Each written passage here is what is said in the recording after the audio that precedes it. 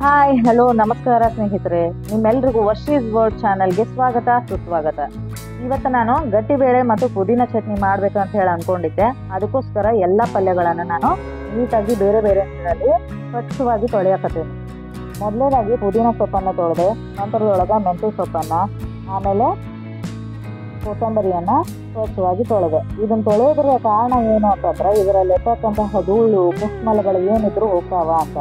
ಈ ನೀರನ್ನು ನಾನು ಚೆಲ್ಲುವ ಬದಲು ಏನು ಮಾಡ್ತೀನಿ ಅಂತಂದ್ರೆ ನೋಡೋಣ ಬರ್ರಿ. ಮನೆಯ ಮುಂದ್ಗಡೆ ಕೆಲವೊಂದಿಷ್ಟು ಗಿಡಗಳನ್ನು ಹಚ್ಚೀನಿ. ಅದಕ್ಕೋಸ್ಕರ ಈ ನೀರನ್ನು ಆ ಗಿಡಗಳಿಗೆ ಹಾಕ್ತೀನಿ. ಈ ನೀರನ್ನು ಹಾಕೋದ್ರ ಉಪಯೋಗ ಏನು ಅಂತಂದ್ರೆ ಗಿಡಗಳಿಗೆ ಬೇಕಾದಂತಹ ಪೋಷಕಾಂಶಗಳು ದೊರಿತಾವ ಅಂತ ಹೇಳಿ. ಇಲ್ಲಿ ಯಾವ್ಯಾವ ಗಿಡಗಳು ಅದಾವ ನೋಡೋಣ ಬರ್ರಿ.